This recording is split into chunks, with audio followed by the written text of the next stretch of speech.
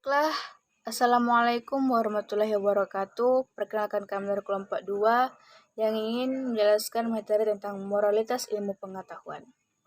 Yang dimana ya tanggung jawab ilmuwan, ilmu bebas nilai atau tidak, dan moralitas ilmu pengetahuan.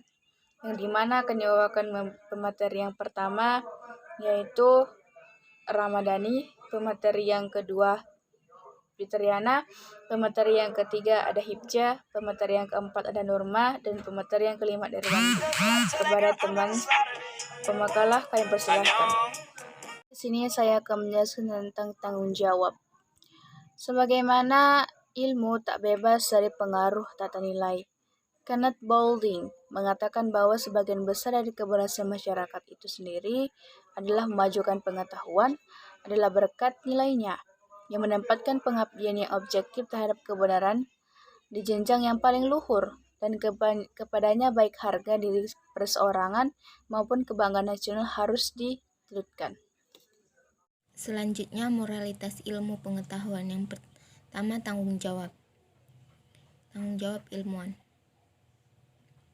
Ilmu menghasilkan teknologi yang diperagakan masyarakat. Penerapan ilmu di masyarakat juga menjadi keberkahan bagi masyarakat dan dapat mengubah peradaban bagi manusia, tetapi juga bisa menimbulkan bencana bagi manusia apabila menyalahgunakan hasil karya para ilmuwan. Disinilah pemanfaatan dan teknologi perlu diperhatikan sebaik-baiknya.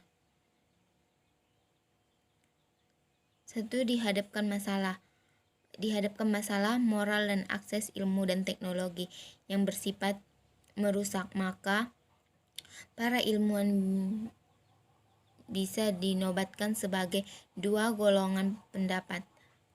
Ilmu harus bersifat netral terhadap nilai-nilai baik secara ontologis maupun aksiologi. Dalam hal ini, ilmuwan hanya bisa menemukan penemuan terserah mau dipakai para pengguna yang bersifat positif maupun negatif. Ilmu itu sifatnya netral. Assalamualaikum warahmatullahi wabarakatuh. Perkenalkan, nama saya Hibjur Bawahyuni Siregar, NIM 20205193. Saya dari Fakultas Tarbiyah dan Ilmu Keguruan, dan saya jurusan PGMI.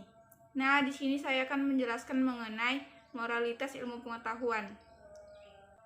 Ilmu menghasilkan teknologi yang diperagakan masyarakat. Penerapan ilmu di masyarakat juga menjadi keberkahan bagi masyarakat yang dapat mengubah peradaban bagi manusia, tetapi juga bisa menimbulkan bencana bagi manusia apabila menyalahgunakan hasil karya para ilmuwan. Disinilah pemanfaatan dan teknologi perlu diperhatikan sebaik-baiknya. Di hadapan masalah moral dan akses ilmu dan teknologi yang bersifat merusak, maka para ilmuwan bias dinobatkan sebagai dua golongan pendapat.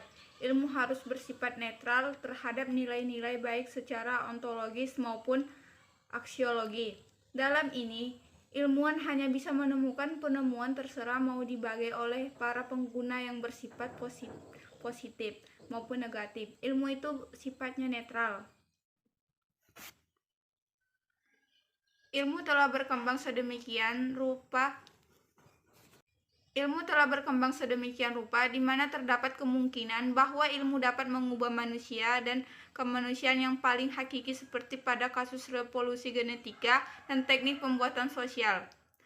Tanggung jawab profesional terhadap dirinya sendiri, sesama ilmuwan dan masyarakat, yaitu menjamin kebenaran dan keterandalan pernyataan-pernyataan ilmiah yang dibuatnya secara formal, agar semua pernyataan ilmiah yang dibuatnya selalu benar dan memberikan tanggapan apabila ia merasa ada pernyataan ilmiah yang dibuat oleh ilmuwan yang tidak benar. Moralitas ilmu pengetahuan. Filsafat sebagai proses berpikir yang sistematis dan juga rasional, memiliki objek material dan objek formal dan objek material.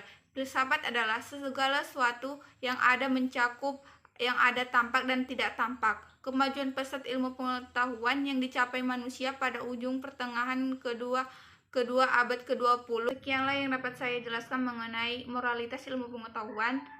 Semoga bisa dipahami. Sekian dari saya. Assalamualaikum warahmatullahi wabarakatuh.